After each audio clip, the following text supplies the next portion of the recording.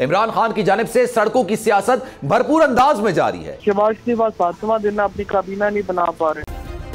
Subscribe करें और bell दबाएं ताकि कोई खबर रह न जाए।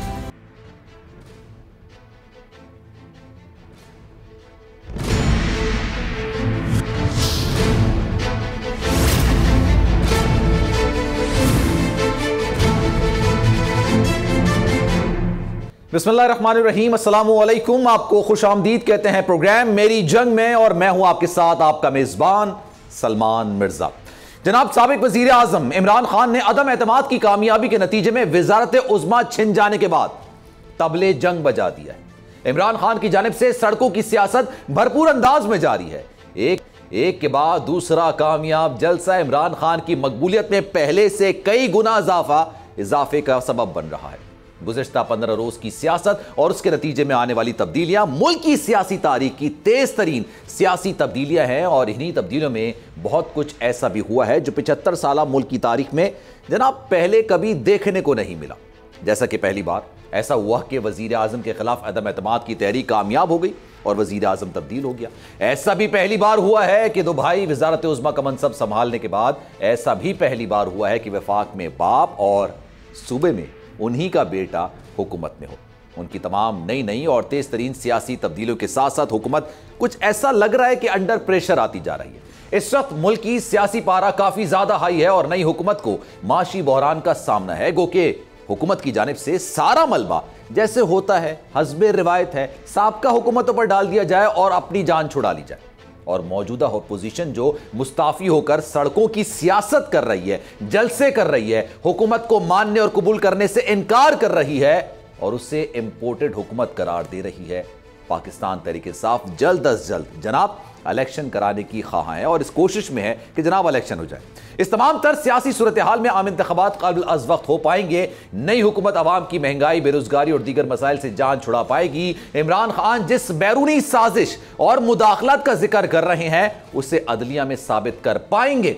123 अराकीन के मुस्ताफी होने के बाद ज़िमनी इलेक्शंस मुमकिन हो सकेंगे और इससे हुकूमत और इत्तेहादियों की सियासत कितनी मुतासिर हो सकती है। पाकिस्तान तहरीक इंसाफ के खिलाफ बरसों से जारी foreign funding case Imran Khan के लिए मुसीबत तो नहीं ले आएगा। इसी पर जनाब मजीद बात करेंगे। फवाद चौधरी साहब साबिक वजीर इत्तलात हैं, इस वक्त हमें ज्वाइन करें, उनसे मजीद बात करते हैं। फवाद चौधरी साहब बताइएगा, बहुत शुक्रिया आपके वक्त का। कल का जलसा बड़ा शानदार रहा सर, क्या कहेंगे आप? जी, अब इंशाल्लाह ताला जो पेशावर और कराची है उसने पाकिस्तान का मूड सेट कर दिया है, और अब जो पाकिस्तान का दिल है, लाहौर है, वहाँ पर ये जो सीरीज है जलसों की उसका पहला मरहला जो है वो मुकम्मल होगा, और उसके बाद हम जो दूसरा मरहला जो है उसकी अनाउंसमेंट वहाँ पे करेंगे। पाकिस्तान एक इनकलाब के लिए तैयार है, और अगर हुकूमत जो है वो इलेक्शनों के ऊपर नहीं आती तो फिर जाहिर है कि हमें कुछ रास्त इक़दाम उठाने। अच्छा सर, जहां तक सड़कों की सियासत की बात की जाए वो तो बड़ी ज़बरदस्त जारी है आपकी। हमने पेशावर का जलसा भी आपका देखा, शहर कायद कराची का भी जलसा देखा, और अब लाहौर में भी जलसा होने जा रहा है। और इमरान खान साहब का ये खासा रहा है कि उन्होंने जब जलसे किए हैं तो आवाम मोबिलाइज होती है, बाहर निकलती है और पूरी तरीके से चार्ज होती है। लेकिन आपको नहीं लगता सर पार्लिमानी सियासत भी आपको करनी चाहिए थी? पार्लियामान से बाहर नहीं निकलना चाहिए था? इस प्रोसेस से आप बाहर हो गए हैं।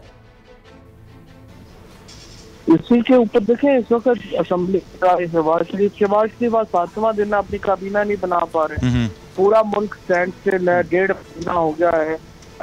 इस वक्त एक पूरी हेवे हो गई है गवर्नमेंट, ना किसी का गवर्नेंस पे ध्यान है, मईशत के ऊपर एक बहुत बड़ा चैलेंज बन गया है। हमने इतनी मुश्किल से चीजें संभाली थी, वो सारी चीजें हाथ से निकल रही हैं। पेट्रोल प्राइसेस जो हैं इन्होंने अब किसी वक्त भी 30 रुपए कीमतें बढ़ानी है। तो मुझे बताएं, एक दिन में चीनी की कीमत 10 रुपए ऊपर गई है, जो आपका घी है उसकी कीमत 11 रुपए ऊपर गई है। तो ये जो सारे मामलात हैं इनको आप कैसे जो है वो देखेंगे? पूरी मईशत, पूरी मुल्क इस वक्त एक स्टैंड स्टिल में है लिटरली, किसी तरह पैसे। लेकिन सर 123 अराकीन हैं असेंबली के जिन्होंने इस्तीफा दिया है, और वो जाहिर सी बातें गए हैं वहाँ पर इस्तीफ़े। अब उसमें कुछ ऐसे भी नशिस्तें हैं जो खुसूसी नशिस्तें होती हैं, जो जिस पर इंतखाबात नहीं होता, वो खुसूसी नशिस्तें होती हैं। लेकिन आपको लगता है इतनी नशिस्तों पर अगर ज़िमनी इंतखाब होता है, और आप ही का बयान था कि भाई हम ऐसे खामोशी से नहीं बैठेंगे, आराम से नहीं बैठेंगे, हम ये ज़िमनी इंतखाबात होने नहीं देंगे, आपको लगता है ज़िमनी इंतखाबात हो पाएंगे? 272 नशिस्तें हैं असम्बली की टोटल, उनमें से 110 नशिस्तों के ऊपर आपके जो रेजिग्नेशन हैं वो आ चुके हैं। तो मुझे आप बताइए, आप ज़िमनी इलेक्शन कैसे कराएंगे? ये तो लिटरली पूरे मुल्क में ही नए इलेक्शन होने जा रहे हैं, तो इसको नए ये ज़िमनी इलेक्शन इसका कोई हल नहीं है, इसका हल सिर्फ जनरल इलेक्शन है और हमें उसकी। अच्छा सर, निगरां हुकूमत का क्याम जो होता है वो अपोजिशन लीडर और लीडर ऑफ द हाउस वो डिसाइड करते हैं। अगर वो नहीं होता तो पार्लिमानी कमेटी की तरफ चला जाता है, फिर इलेक्शन कमीशन की तरफ चला जाता है। आपको नहीं लगता इस सारे सेटअप से आप बाहर हो गए हैं?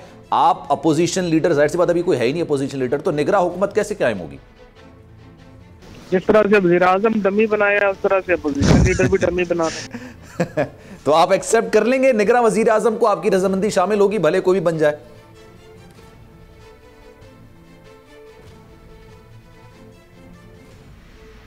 देखें, इस वक्त अगर पीटीआई के बगैर कोई निगरान हुकूमत बनेगी या इलेक्शन कमीशन बनेगा तो वो तो मजाक ही होगा ना। जी जी। आपने मकसद तो ये है ना कि एक स्पिरिट के मुताबिक हो, तो ज़ाहिर है इनसे वो तो पीटीआई की मर्जी से। अच्छा सर, आखिरी सवाल मैं आपसे ये करना चाहूंगा कि आपका कोई इरादा है, क्योंकि अभी आपने सिर्फ इस्तीफे दिए हैं और नए स्पीकर जो हैं वो कह रहे हैं कि इस्तीफे दोबारा लेकर आएं, हम देखेंगे जो इस्तीफे हैं उस पर बात की जाएगी, और ये एक प्रोसेस भी होता है कि जो इस्तीफा दे रहा है रुकने कौमी असेंबली वहां पर पेश होना चाहिए और ये बताना चाहिए उसको कि भाई उस पर कोई प्रेशर नहीं है। आपका दोबारा से इंतखाबात से पहले पार्लियामेंट का हिस्सा बनने की कोई इरादा है? पार्लियामेंट से तो दे चुके हैं, वो नोटिफाई हो चुके हैं पार्लियामेंट में। एक डमी पार्लियामेंट में डमी हुकूमत के साथ हम बैठ के कैसे काम करें? चलें फवाद चौधरी साहब, बहुत शुक्रिया आपका आपके वक्त के लिए, लेकिन आपने अभी फिलहाल कोई भी हमारा इरादा नहीं है पार्लियामेंट में दोबारा जाने का, और निगरां सेटअप हो नहीं सकता, और पाकिस्तान तहरीक इंसाफ को बाहर रख के कोई निगरां सेटअप कबूल भी नहीं किया जाएगा। समी इब्राहिम साहब ने इस वक्त हमें ज्वाइन किया है, बहुत शुक्रिया सर आपके वक्त का।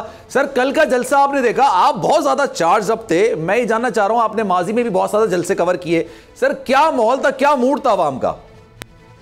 देखिए सलमान, जलसे तो होते रहते हैं हमेशा, लेकिन जो कल का जलसा था वो एक बहुत बड़ा जलसा था, और लोग उसकी ये जो तादाद बताने की कोशिश कर रहे हैं, मेरा ख्याल है ये हो नहीं सकता, इसलिए कि वो बहुत बड़े इलाके पर फैला हुआ था। अभी खान साहब की तकरीर बंद हो गई थी, खत्म हो गई थी, लोग आ रहे थे, और जितने आ रहे थे उससे उतने ही वापस जा रहे थे, और वो जगह पैक थी। तो बेसिकली इस जलसे ने पूरे शहर को चार्ज किया, और अगर मैं ये कहूँ कि कराची वाज बॉइलिंग तो ये गलत नहीं होगा। एक बहुत कामयाब जलसा, और जो लोग आ रहे थे वो इतने ज्यादा कमिटेड थे पाकिस्तान के लिए, और जो बड़ी बात थी कल हमें नजर आई, उसमें पाकिस्तान के झंडे थे सब। अब पीटीआई के झंडे थे लेकिन कम थे, ज्यादा झंडे पाकिस्तान के थे। जिन लोगों से बात हुई वो कह रहे थे कि हम माजी में एमपीएम के साथ रहे हैं, पीपल्स पार्टी के साथ रहे हैं, लेकिन अब हम खान के साथ हैं, क्योंकि अब मौका आया कि पाकिस्तान को एक आजाद और खुद मुख्तार पाकिस्तान बनाना है। तो मैं ये कहूंगा कि ऐसा जलसा ना कभी पहले हुआ था, ना ही कभी दोबारा, मेरा नहीं ख्याल कि मैं देख सकूंगा इतना ज्यादा चार्ज क्राउड, कमिटेड क्राउड, और एक यानी आपसे एक पत्ता तक, एक टहनी तक नहीं टूटी, इस कदर रिस्पॉन्सिबल क्राउड। और मुनज़्ज़म भी था जलसा ना, इसमें कोई ऐसी बदनज़मी देखने में नहीं आई, कोई ऐसा मामला देखने में नहीं आया। इतना बड़ा क्राउड होता है, उसको मैनेज करना बड़ा मुश्किल होता है। लेकिन सर ये बताइएगा, ये पार्लिमानी सियासत को तर्क करके फिलहाल स्ट्रीट पावर पर फोकस किया हुआ है पाकिस्तान तहरीक इंसाफ ने, ये बात समझ में भी आ रही है। खान साहब हमेशा मोबिलाइज करते हैं, लोगों को बाहर निकालते हैं, और इसमें उनकी कामयाबी भी है। अब लाहौर का जलसा होने वाला है, लेकिन सर इसका एंड क्या होगा, आपको क्या लगता है? इंतखाबात हो जाएंगे इन सारी चीजों से? देखिए, ये बहुत इफेक्टिव तरीका है। खान साहब हैज बीन वेरी इनोवेटिव, और एहतजाजी सियासत के उन्होंने साबित कर दिया है कि वो माहिर हैं, और अब वो डिसीजन खुद ले रहे हैं। कोई उनके सलाह लेते हैं वो सबकी, लेकिन वो डिसीजन मेकिंग उन्होंने अपनी कर ली है। तो जो उनकी एक पॉलिटिकल एक्यूमेन है वो भी अब हमारे सामने आ रही है, एस्टैब्लिश हो रही है। कराची में जलसा करते हैं लेकिन पूरे पाकिस्तान में एहतजाज है, हर शहर में एहतजाज है, हर शहर में हजारों लाखों की तादाद में लोग जमा हैं, पूरे पाकिस्तान में स्क्रीनें लगी थी लाखों की तादाद में लोग थे। अगर हम ये कहें कि 15, 20, 30, 40% पॉपुलेशन जो है उसको उन्होंने मोबिलाइज कर लिया, तो ये गलत नहीं होगा। अब आपने पूछा कि इसका क्या फायदा होगा या मकसद हासिल होगा, डेफिनेटली ये मोमेंटम पकड़ रही है ये बात, ये तहरीक इंसाफ से निकलकर पाकिस्तानी झंडा पाकिस्तान की बात कर रही है और इमरान खान अट्रैक्ट कर रहे हैं, रीच आउट कर रहे हैं पीपल्स पार्टी के वोटर को, मुस्लिम लीग नून के वोटर को, दूसरी तमाम जमातों के वोटर्स को कि ये it is not about me, it is about election, it is about will of people. और ये जो बात है ये डेमोक्रेसी है और अभी पार्लिमानी सियासत हो रही है, तो basically he is trying to make parliamentary politics successful for Pakistan, कि उनको 2/3 मिल जाए या सिंपल मेजोरिटी मिल जाए, ब्लैक मेलिंग से निकल जाए और असेंबलियां जो है वो फंक्शनल हो और लोगों को डिलीवर कर सकें।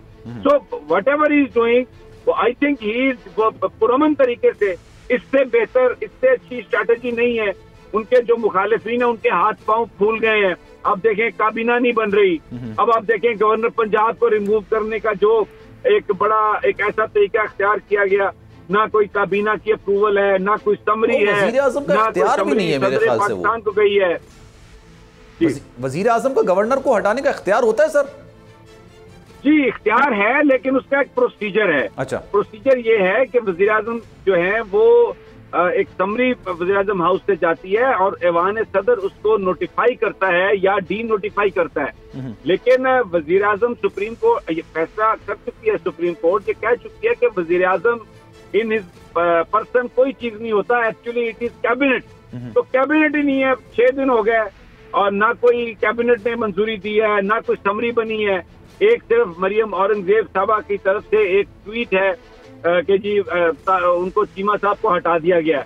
सदर पाकिस्तान की तरफ से उनको कोई समरी नहीं मिली, उनका कहना है उनके ऑफिस का, तो ना कोई वो डी नोटिफाई हुए हैं। तो अभी तक तो गवर्नर पंजाब उमर सरफराज चीमा ही हैं और उनको जब तक सदर डी नोटिफाई नहीं करेंगे वो वहां पर वो मौजूद हैं, और जब तक वो हैं तो ऑफिस में तो चीफ जस्टिस साहब हलफ नहीं ले सकते हमजा शहबाज साहब का। तो ये एक नई सिचुएशन है, इमर्जिंग सिचुएशन है। तो this is what is happening, this is what is going on. बाकी दारुल हुकूमत इस्लामाबाद में सर खबरों का शहर है, वो क्या खबरें सर? काबीना बन क्यों नहीं पा रही है? क्योंकि पहले तो बड़े नाम क्लियरली सामने आ रहे थे, फिर चौधरी मंजूर साहब से भी हमारी बात हो रही थी प्रोग्राम के अंदर, वही कह रहे थे कि पाकिस्तान पीपल्स पार्टी के अंदर ऐसा कोई इख्तलाफ नहीं है कि हमें वजारतें नहीं लेनी है। मैंने उनसे सवाल किया था कि आप ओहदों को तरजीह दे रहे हैं, आप वजारतों को तरजीह नहीं दे रहे हैं, तो क्या मामला है सर, क्यों वजारतों का भी फिलहाल फाइनल नहीं हो पा रहा है? देखिए ये पॉलिटिकल, ये सियासी ब्लैकमेलिंग है इस वक्त। ज्यादा से ज्यादा हर पार्टी गेन की कोशिश कर रही है, या ये तो नजरियाती तौर पर एक दूसरे के बिल्कुल मुखालिफ और मुख्तलिफ हैं। एक ही कॉमन चीज थी कि इमरान खान को हटाया जाए। ये इनसे पूछो तो ये खुद कहते हैं, ऑन रिकॉर्ड कहते हैं कि हमारा इत्तेहाद सिर्फ एक बात पर था, हमने ये तय किया था कि इमरान खान को हटाना है जी जी, और फिर उसके बाद हर चीज को हम देख के फैसला करेंगे।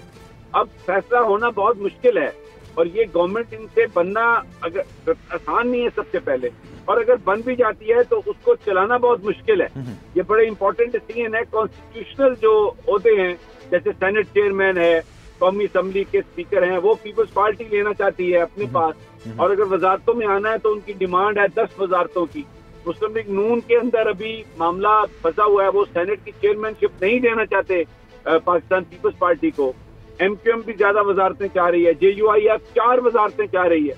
तो ये एक ऐसा उनका आपस में इख्तलाफ है इसमें, फिर ओनरशिप कोई नहीं लेना चाहता। और दूसरा जो इमरान खान के इतने बड़े बड़े जलसे हैं उससे ये नर्वस हो गए हैं, इनको ये नहीं पता कि कब तक हम रहेंगे। और इस वक्त सूरत हाल ये है कि कल जो पंजाब असेंबली का वाकया हुआ उसके बाद चौधरी सालिक और मोना और जो तारिक बशीर चीमा वो चले गए, तो 176 से रह गए 174। और अब जो कल मोहसिन दावर और अली वजीर ने जो तकारीर की हैं, अगर ये और जिस तरह उन्होंने पाक फौज पर हमले किए अपनी तकरीरों में पार्लियामेंट में, और किसी ने भी उनको नहीं रोका, किसी ने कंडेम नहीं किया सर अभी तक, किसी ने ट्वीट नहीं किया उसके खिलाफ। जी जी बिल्कुल। तो उससे सूरत हाल ऐसी है कि ये भी उस इत्तेहाद में नहीं रह सकते, तो ये 172 पे आ गया।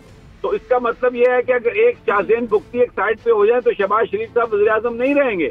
तो ये एक बड़ा क्राइसिस है इनके लिए, क्योंकि जो लोग हो चुके, जो लोटे बन चुके, उनके लिए तो सुप्रीम कोर्ट में दरखास्त दायर हो गई। 5 मेंबर जो बेंच है वो समाअत करने वाला है कल या परसों के, जिसमें वो फैसला करेगा कि ये ताहयात नाअहल हैं या D-C2 हैं। तो बड़ा एक क्राइसिस है जो इस वक्त हुकूमत जो बनी है, ये बहुत ही क्राइसिस का दुचार है। अभी तो इसकी फॉर्मेशन नहीं हो पा रही। तो अच्छा सर, मैं कैसे बड़ा सवालिया निशान है। मैं आपकी तरफ दोबारा आऊंगा सर। बजट की भी मैं बात करना चाहूंगा। अभी अप्रैल चल रहा है, 2 महीने बाद बजट पेश करना है। इनकी काबीना बनने में मुश्किलात हो रही है, फिर बजट बनाना एक बड़ा मसला होता है, उसकी पहले से तैयारी की जाती है, उस पर क्या होगा सर? मैं आपकी तरफ आऊंगा। अमजद शोएब साहब ने मुझे ज्वाइन किया, उनसे भी मजीद बात करते हैं। शुक्रिया आपका वक्त का। ये बताइएगा सर, बयानिया इमरान खान साहब का कल भी वही था जो हमने पेशावर में देखा। ओवरऑल आप जलसे पर क्या कहेंगे? अच्छा, अता तरार साहब ने भी मुझे ज्वाइन किया सर, मैं पहले उनको ले लूं, अता तरार साहब को। अता तरार साहब बताइएगा, ये काबीना तश्कील क्यों नहीं हो रही सर? काबीना तश्कील हो जाएगी। देखिए, एक वसीतर मशावरत का अमल है जिसके अंदर तमाम इत्तेहादियों को साथ लेकर चलना है, अपनी पार्टी के अंदर मशावरत करनी है। और मैं समझता हूँ कि मशावरत जितनी ज्यादा होगी उतना बेहतर होगा। काबीना जल्द जो है वो तश्कील दे दी जाएगी, इसमें कोई अभाम नहीं है। मगर ऑब्वियसली वसीतर मशावरत के अमल के बाद ही काबीना तश्कील दी जानी चाहिए, सोच समझ के दी जानी चाहिए। तो मैं समझता हूँ इसमें ऐसी कोई बात नहीं है, जल्द काबीना जो है वो तश्कील दे दी जाएगी। मामला सर रुके हुए कहाँ, ये तो बता दें। नहीं, मामला कहीं नहीं रुके हुए। ऑब्वियसली एक मशावरत का अमल है और वो मेरा ख्याल है इसमें जल्दबाजी भी नहीं करनी चाहिए, तो जल्द तश्कील हो जाएगी। कोई ऐसा इसमें इशू मुझे नजर नहीं आता है। अच्छा सर, ये जो गवर्नर पंजाब का वाकया हुआ है सर, इस पर क्या आपकी राय है? क्या वजीर आजम साहब के पास ये इख्तियार होता है? क्योंकि तो समरी देते हैं ना सदर को, सदर फिर उसकी मंजूरी के बाद गवर्नर को हटाते हैं। देखिए, आइन की रूह क्या है? आइन की रूह से जो फेडरल गवर्नमेंट है उसका ये इख्तियार है कि वो किसी भी गवर्नर को हटाए। अब उसके साथ साथ जब गवर्नर को हटाने का इख्तियार फेडरल गवर्नमेंट के पास है तो आइन के अंदर प्रेसिडेंट जो है वो प्राइम मिनिस्टर की एडवाइस फॉलो करने के लिए वो बाउंड है, वो पाबंद है कि वो प्राइम मिनिस्टर की एडवाइस को फॉलो करेगा। ये मामला उससे भी ज्यादा सिंपल है। उससे मामला सिंपल इसलिए है कि जहां पे एक मेजॉरिटी स्टैब्लिश हो चुकी, पंजाब असेंबली में ये साबित हो चुका कि अराकीन की तादाद जो थी वो कल 197 थी और ऐवान ने अपना कायदे ऐवान मुंतखब कर लिया, तो उसके बाद हल्फ बर्दारी से भागना, हल्फ बर्दारी ना होने देना, ये भी मैं समझता हूँ गैर आईनी अमल है। और गवर्नर साहब, मैं जितना उनको जानता हूँ, एक पेट्रियोटिक पाकिस्तानी हैं। मैंने आज उनसे प्रेस कॉन्फ्रेंस के जरिए ये सदा की थी कि वोट करवा दें, इसमें कोई ऐसी बात नहीं है, आज नहीं कराएंगे कल कराना पड़ेगा। तो ये जो ताखीरी हरबे हैं, मेरी समझ से बाहर है कि फेडरल गवर्नमेंट में हो तब इक़्तिदार से जाते हुए इतनी तकलीफ होती है कि वो कुर्सी इक़्तिदार छोड़ने को तैयार नहीं है। अब पंजाब के अंदर एक आईनी बहरान है। 1 अप्रैल से मुफ्तार साहब का इस्तीफा मंजूर हो चुका। पिछले 16 दिनों से सूबे के अंदर वज़ीर आला कोई नहीं है और जिस मुश्किलों से ये इलेक्शन हुआ, इनके बस में होता तो ये इलेक्शन कभी ना होता। तो मेरी समझ से बाहर है चीमा साहब गवर्नर है अभी या नहीं है, क्योंकि इसका ना तो कोई नोटिफिकेशन निकला है, एक ट्वीट सिर्फ सामने आया है, वो अभी हैं गवर्नर नहीं है? देखिए, जहां तक गवर्नर की बात है तो वो ऑब्वियसली नहीं, आप गवर्नर का पूछ रहे हैं कि गवर्नर इस पर गवर्नर हैं कि जी जी जी। देखिए, जब फेडरल गवर्नमेंट ने अपनी एक राय दे दी, एक समरी मूव कर दी, तो कोई भी इज्जतदार आदमी जिसको अपने ओहदे का मनसब का ख्याल हो तो वो चुपचाप घर चला जाए। अब उस कुर्सी पे बैठ जाना कि नहीं सदर की तरफ से समरी मुस्तरद भी तो हो सकती है ना, मुस्तरद होने का भी तो ऑप्शन है ना, क्योंकि ये अखलाकियात एक अपनी जगह पे, लेकिन मुस्तरद भी नहीं, आइन और कानून के तहत सदर समरी मुस्तरद नहीं कर सकते। वो बहुत अगर पाबंद है कि मंजूरी करेंगे तो उसको 15 दिन के लिए रोक सकते हैं। 15 दिन ताखीर का शिकार किया जा सकता है, मगर उस समरी को रिजेक्ट नहीं किया जा सकता, क्योंकि आइन के तहत सदर Pakistan, prime minister of Pakistan की एडवाइस फॉलो करने के पाबंद है। अच्छा, और उसको सिर्फ रोक सकते हैं, मतलब डिले पे 15 दिन तक रोका जा सकता है 15 रोज के लिए। मगर देखिए ना, उसको रोकने की कोई वजह होनी चाहिए, कोई जवाब होना चाहिए रोकने का, और वो रोके तो क्यों रोके? तो मेरे लिए ये बातें समझ से बाला। चलिए सर, आपने अखलाकियात की बात की, मुझे सवाल करना नहीं था, लेकिन सर मैं आपसे करना जरूर चाहूंगा। जमायमा के घर के बाहर जो कुछ हो रहा है, आपको लगता है ये अखलाकियात के जुमरे में आता है? आपको कंडेम करना चाहिए? मैं उसको ठीक नहीं समझता। आप उसको ठीक नहीं समझते। तो सर आपको आपके दीगर जो भी अरकान हैं उनको कंडेम भी करना चाहिए, ट्वीट भी करना चाहिए, लोगों को रोकना भी चाहिए इन सारी चीजों से। बावजूद इस बात के कि जिस पार्टी का नाम तहरीक इंसाफ है और जिस लीडर का नाम इमरान खान है, उनकी नाक के तले हमने तो घर तो बहुत दूर की बात है, हमने आईसीयू पे हमले बर्दाश्त किए हैं। कुलसूम नवाज साहिबा जब वो आखिरी अयाम में अस्पताल में थी, आईसीयू पे हमला किया गया, कहा गया ये ड्रामा है, मुख्तलिफ तरीकों से बहुत गलत ज़बान इस्तेमाल की गई। इसके बावजूद मैं तहम्मुल और बर्दाश्त का दाई हूँ और मैं ये समझता हूँ कि ये किसी के घर नहीं जाना चाहिए और मैं जरूर पार्टी में ये बात उठाऊंगा। आपने सारी चीजें फेस की हैं तो आप यही चाहेंगे ना कि आपके सियासी बदतरीन मुखालिफ इसको फेस ना करें। अखलाकियात का जो दरवाजा है वो रहना चाहिए बीच में, बिल्कुल रहना चाहिए। मैं पार्टी में इस पे आवाज भी उठाऊंगा, मेरा हक है कि मैं इख्तिलाफ राय रखूं। शेर अली साहब ने शायद ये ट्वीट भी किया था कि हम जाएंगे वहां पे जाके एहतजाज करेंगे, वो भी तो आप ही की पार्टी के ना, उनको आप उनको कहा है किसने जी? सॉरी मैं सुन नहीं सका। आबिद शेर अली साहब, आबिद शेर अली साहब ने जी बिल्कुल, मैं आबिद भाई से बिल्कुल बात करूंगा इस पे।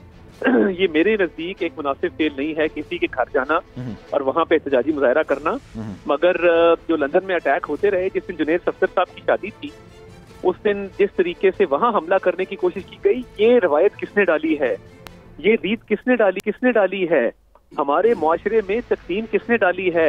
आज हर बंदा एक दूसरे का गिरेबान पकड़ा है। तो ये 2014 का वो धरना था जिस दौरान गालम गलोच की सियासत को फरोग दिया गया, जिसमें लोगों को तकसीम किया गया, रोज नई कहानी सुना के लोगों को गुमराह किया गया।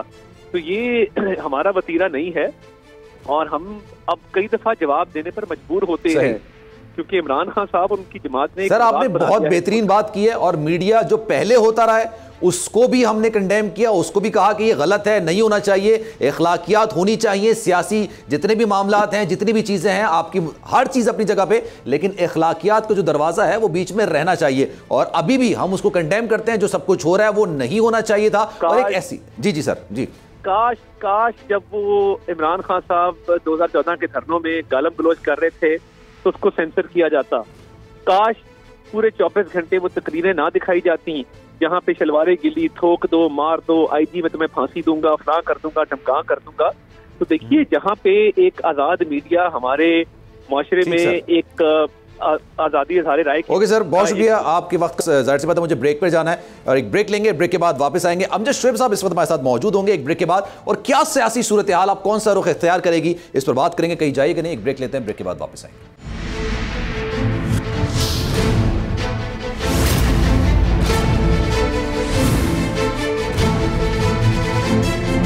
प्रोग्राम एक बार फिर से आपको खुशामदीद कहते हैं। जनाब इमरान खान साहब एक बयानिया लेकर चले हैं, तबले जंग उन्होंने बजा दिया है। पेशावर में उन्होंने धुआंधार खिताब किया था, लेकिन उस खिताब के बाद बहुत ज़्यादा चीज़ें तब्दील होती हुई नजर आईं। फिर लोगों को ये, उनके सियासी मुखालफिन को ये गुमान होने लगा कि शायद अब उनका नैरेटिव, उनका जो बयानिया है वो नहीं चल पाएगा। लेकिन फिर गुज़िश्ता रात हमने देखा जनाब शहर कायद कराची में बागे जिना ग्राउंड में अजीम शान जलसा किया गया तहरीक इंसाफ के सरबराह इमरान खान साहब की जानिब से और बयानिया वही था, मुदाखलत है, साजिश है, बैरूनी साजिश है, मुझे निकाला गया है, बैरूनी पैसा इस्तेमाल हुआ है, हमारे लोग इस्तेमाल हुए हैं। वही तमाम चीज़ें थी जो उन्होंने अपने कराची वाले जलसे में भी रिपीट की। लेकिन एक चीज़ जो देखने को मिली कि तादाद पेशावर के जलसे से ज़्यादा थी कराची में और उम्मीद जाहिर की जा रही है कि लाहौर में जो जलसा किया जाएगा उसकी तादाद कराची से भी ज़्यादा होगी। अमजद शोएब साहब इस वक्त हमारे साथ मौजूद हैं, उनसे मजीद बात करेंगे। अमजद शोएब साहब ये बताइएगा, इक़्तिदार से अलग होने के बाद तहरीक इंसाफ इमरान खान के सरबराह जो उन्होंने एक बयानिया अपनाया था,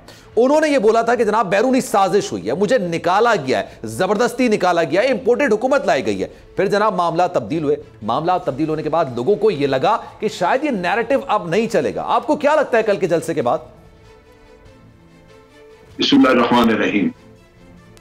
देखिए इस वक्त न सिर्फ पूरी कौम खड़ी है बल्कि पूरी कौम जज्बाती हुई है और वो हर हालत में इमरान खान को वापस देखना चाहते हैं।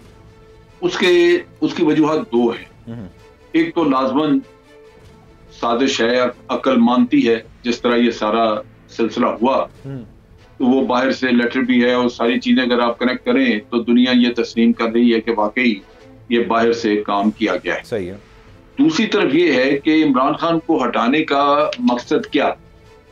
इसका मकसद अगर सिर्फ यही था कि हमने तमाम वो लोग जो उन पे सैकड़ों करप्शन के केसेस हैं उनको एक जगह जमा करके उनके हवाले मुल्क करना है, तो वो तो किसी को भी कबूल नहीं।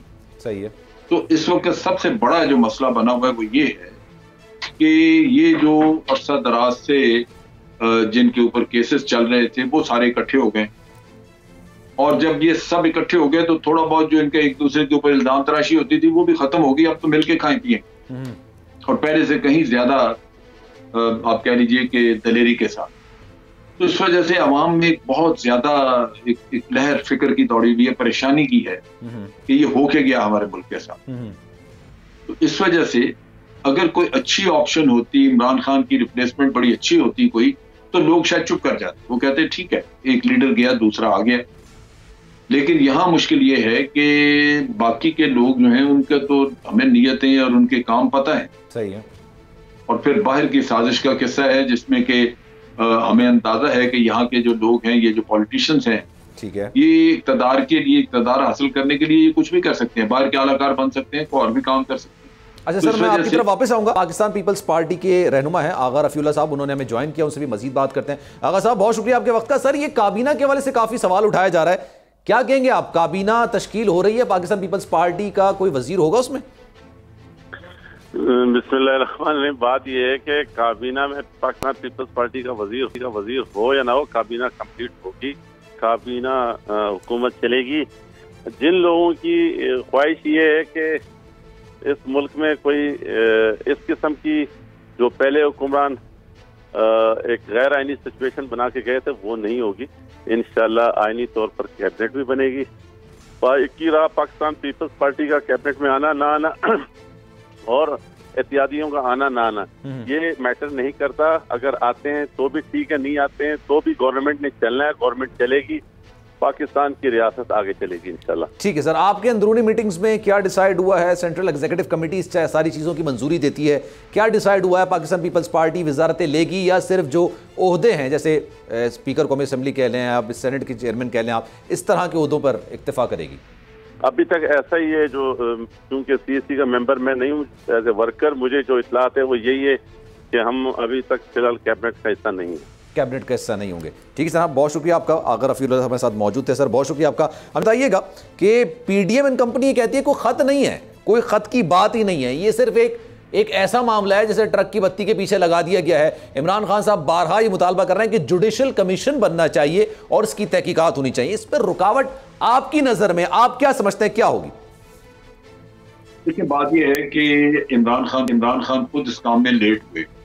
जब ये लेटर आया था उसी वक्त नेशनल सिक्योरिटी कमेटी की मीटिंग बुला के तो उनको चाहिए था कि अपने मौजूदगी में जुडिशियल कमीशन बना देते, वो उन्होंने नहीं किया।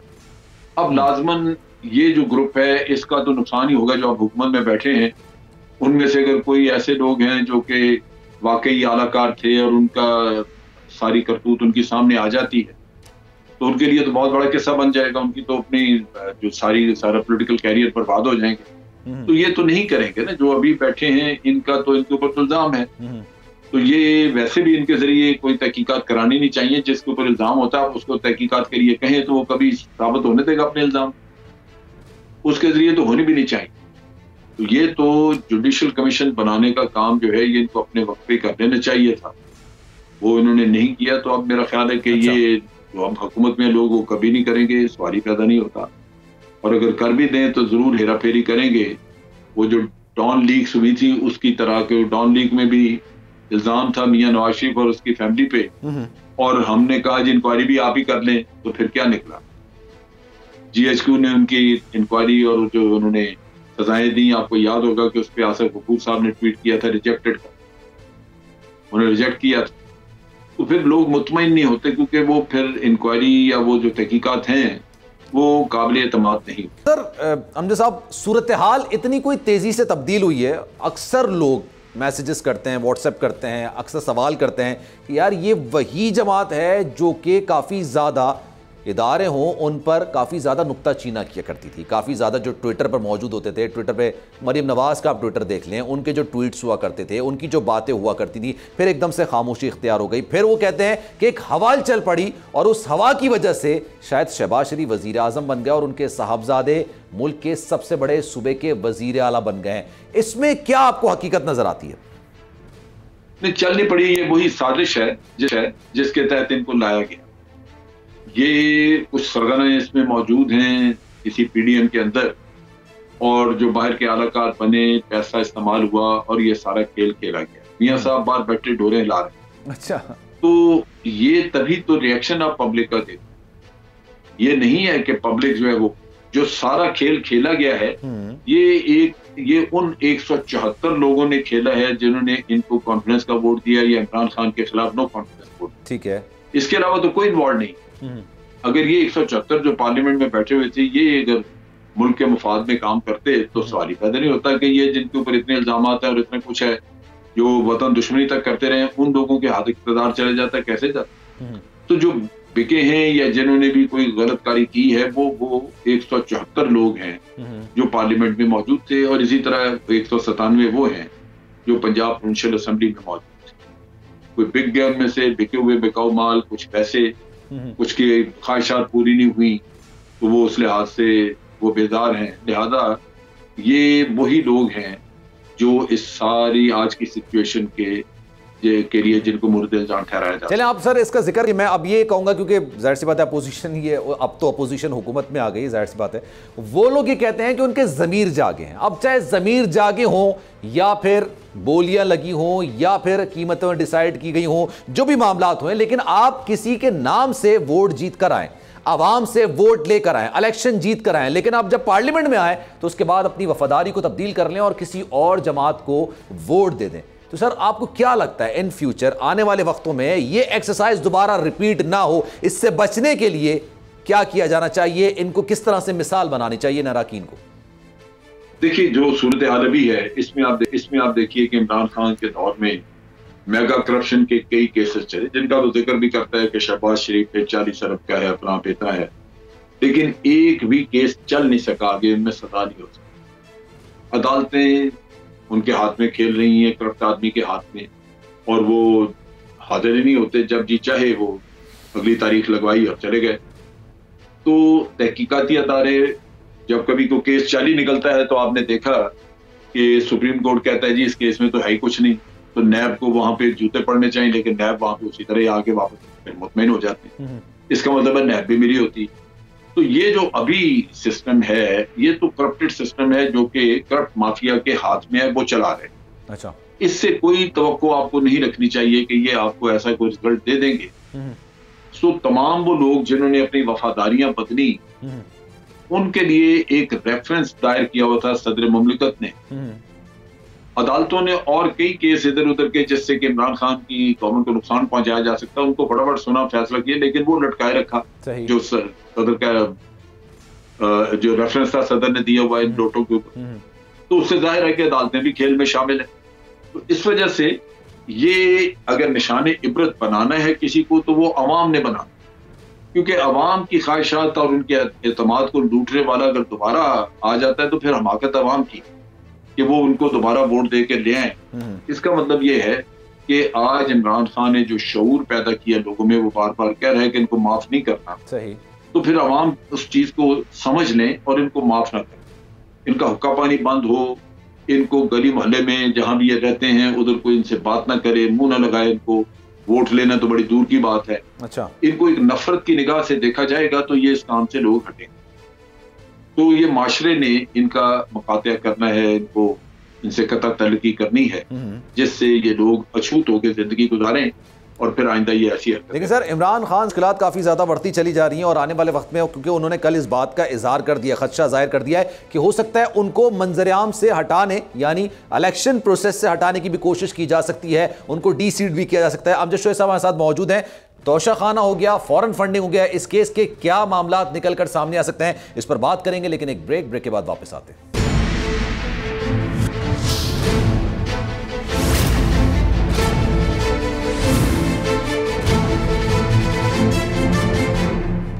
जनाब, प्रोग्राम के आखिरी हिस्से में आपको एक बार फिर से खुशामदीद कहते हैं। गुज़िश्ता रोज तहरीक इंसाफ के सरबराह इमरान खान साहब ने कराची के जलसे में एक बड़ी बात की थी और बात उन्होंने की थी कि हो सकता है उनको सारे मंजरनामे से अलग करने की कोशिश की जाए। ज़ाहिर सी बात है उनके जहन में दो केसेस होंगे, तोशा खाना की और फॉरेन फंडिंग के वाले से, और इसका फैसला होना है, फैसला सामने आना है। और ये अगर फैसला आता है तो हो सकता है इमरान खान साहब के जहन में बात हो कि उनको नाअहल करार दिया जाए, उनको हटा दिया जाए, उनके मामलात मजीद खराब हों, उनको इलेक्शन लड़ने की इजाजत न दी जाए, या इलेक्शन कमीशन आने वाले वक्तों में उनके लिए मामलात मजीद खराब कर दे इन केसेस के रिजल्ट्स की वजह से। तो जनाब हो सकता है उनके जहन में बात हो, इसलिए शायद उन्होंने ये बात की। तो सर अमजद शुएब साहब हमारे साथ मौजूद है, उनसे मजीद बात करेंगे। अमजद साहब ये बताइएगा, फॉरेन फंडिंग केस का क्या लगता है क्या होने जा रहा है? अच्छा, अजहर सिद्दीक साहब ने भी हमें ज्वाइन किया क्योंकि रेलेवेंट शख्सियत है इस मामले पे, उनसे भी मजीद बात करते हैं। अजहर सिद्दीक साहब ये बताइएगा, क्या इस सारे मामले का हो सकता है फॉरेन फंडिंग का या तोशा खाना केस का खान साहब के लिए मुश्किलात बढ़ सकती हैं?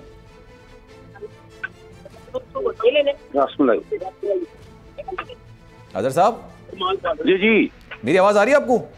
हाँ जी, आवाज आ रही है। आज हमें ये देखें, बात यही है, इसमें तो कोई शक नहीं है कि इमरान खान साहब के अगेंस्ट कंस्पिरेसी है जो हो चुकी है, क्योंकि उन्होंने ऐसा एरिना छेड़ लिया है अमेरिकन वाला। तो वो तो जो मर्जी हो, जो उनके फ्रंटमैन होते हैं उनको उन्होंने बचाना होता है। जो हाँ थोड़ी सी गड़बड़ हो जाए तो उसके लिए हालात बहुत तंग कर देते हैं। अच्छा, यहाँ अभी तक तो देखे ना, यहाँ जो अगर हालात और वाकयात अगर आप देखें तो फॉरेन फंडिंग में है कुछ नहीं, क्योंकि सुप्रीम कोर्ट में गया था, ये प्रोहिबिटेड फंडिंग की बात हो रही है कि अजहर सिद्दीक का कोई पार्टनर एक जूश हो, इंग्लैंड में काम कर रहा हो तो उस अकाउंट से पैसे आगे हो, तो अब ये फॉरेन फंडिंग तो है नहीं। अरे केस भी 2014 का है ना सर। अजहर सिद्दीक ने फंड दिया है।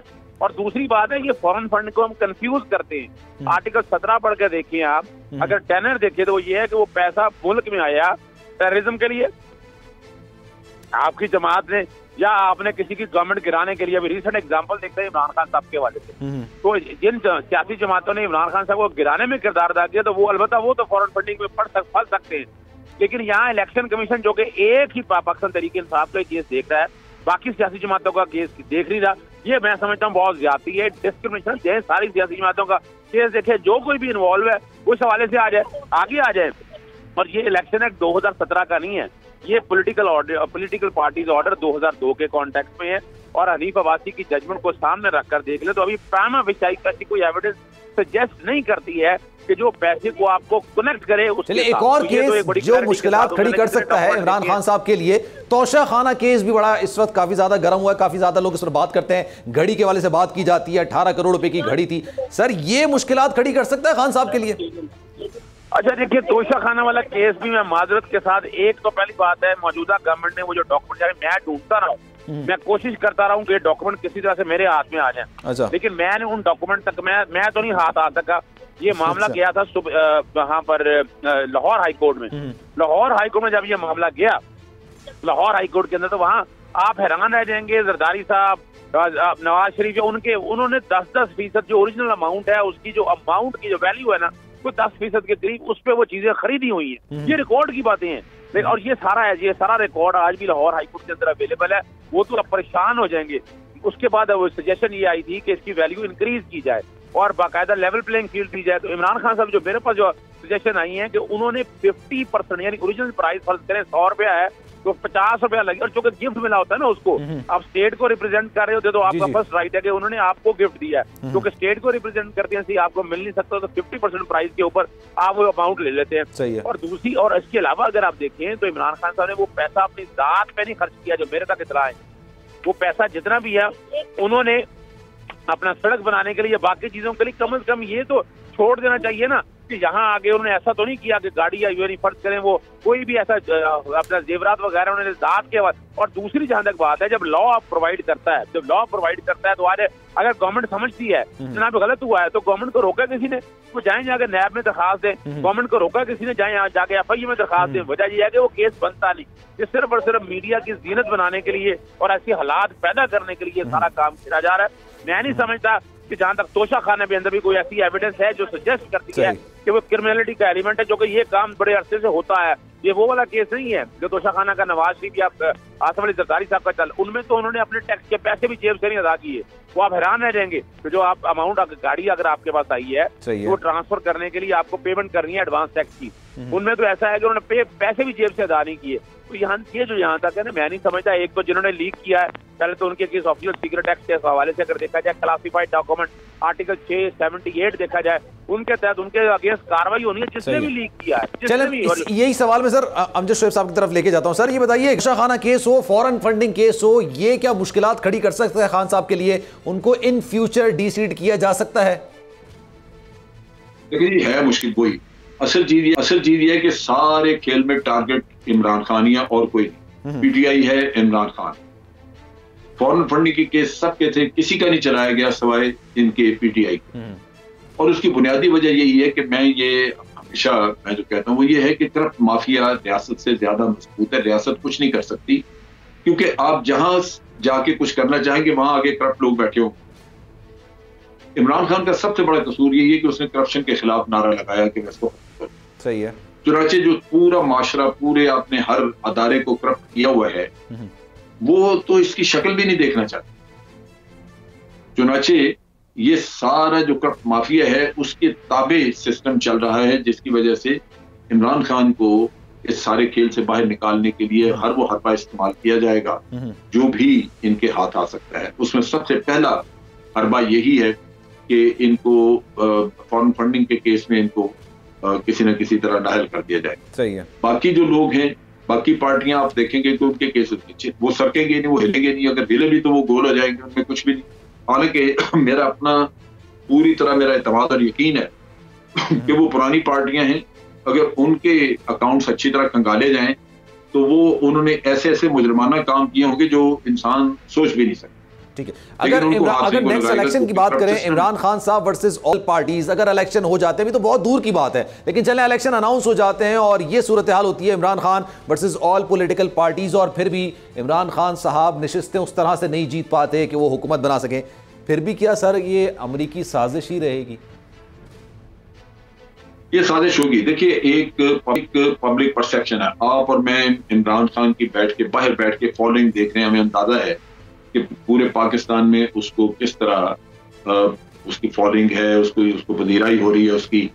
लिहाजा आप मैं बैठ के या दूसरे लोग जो बाहर से देख रहे हैं वो तस्वर भी नहीं कर सकते कि इमरान खान इलेक्शन हार सकता है। अच्छा। मेरी सोच ये है कि इमरान खान पहले की निस्बत ज्यादा बेहतर मेजॉरिटी लेके तो इलेक्शन जीत के आएगा, लेकिन चूंकि इलेक्शन फेयर नहीं होना और इलेक्शन करवाने वालों का मकसद यही है कि इसको बाहर रखना है, तो इलेक्शन की बुनियाद पे इमरान खान को हराया जाएगा, लेकिन उसकी वजह से मुल्क में फसाद। सर लेकिन सवाल ये भी तो पैदा होता है ना, सवाल ये भी पैदा होता है साहब की अपने दौरे इक्तदार में क्या कामयाबियां हैं। अगर चले हम ये बयानिया साजिश वाला बहुत मजबूती के साथ पकड़े में है आवाम, लेकिन ये चीज भी तो सवाल होती है ना कि खान साहब ने अपने दौरे इक्तदार में 3.5 साल में क्या कामयाबियां सर उनकी? देखिए, इन्होंने रफ़ाए आमा के काम किए हैं कई, उनका जिक्र होना चाहिए। जो इनके रास्ते में रुकावटें और साजिशें होती रही उनका जिक्र होना चाहिए कि ये हमने काम किए, ये आगे करना चाह रहे थे कि ये रुकावटें थी। अब लोगों से ये मुतालबा उनका होना चाहिए कि हमें इतनी मेजॉरिटी दे दें कि हम कवानीन वगैरह खुद बना सकें। ठीक है। हम तो पहले पीटीआई तो पहले यरकमाल थी, इतनी थिन मेजॉरिटी पे हर जो भी उसका उसके अलाइंस थे, अलाइंस में जो भी कोलिशन पार्टनर थे वो अपने वजूद से कहीं ज्यादा इसको निचोड़ रहे थे। अच्छा। और फिर भी बाज नहीं आते थे। जब कोई वक्त आया, कोई मुश्किल वक्त आया तो वो ब्लैकमेल करना शुरू कर देते। सही है। तो जब आप लगातार ब्लैकमेल हो अपनी पोजीशन को बचाने के लिए, तो आपने करना क्या है? तो अवाम अगर उसको एक अच्छी मेजॉरिटी दे दें, तस्लीम किया है कि उनको सेंसस में इक़्तिदार नहीं संभालना चाहिए था, हुकूमत नहीं लेनी चाहिए थी। अमजद साहब आप हमारे साथ मौजूद थे, बहुत शुक्रिया आपका। अजहर सिद्दीक साहब हमारे साथ मौजूद थे, आपका भी बहुत शुक्रिया। जनाब, देखना यह है खान साहब इस बयानिए को कितना आगे लेके जाते हैं। कराची का जलसा उनका बड़ा शानदार रहा, लाहौर का जलसा भी यकीनी तौर पर, इसमें कोई ऐसी बात नहीं है, दो राय नहीं है, प्रेडिक्शन सब यही है कि जनाब उनका जलसा बड़ा शानदार रहेगा। तो देखना ये कि खान साहब किस हद तक आवाम को और मजीद मोबिलाइज करते हैं। इंशाल्लाह जिंदगी रही, सेहत रही, कल 11 बजे आपसे फिर मुलाकात होगी। सलमान मिर्जा को दीजिए इजाजत, ख्याल रखिएगा अपना।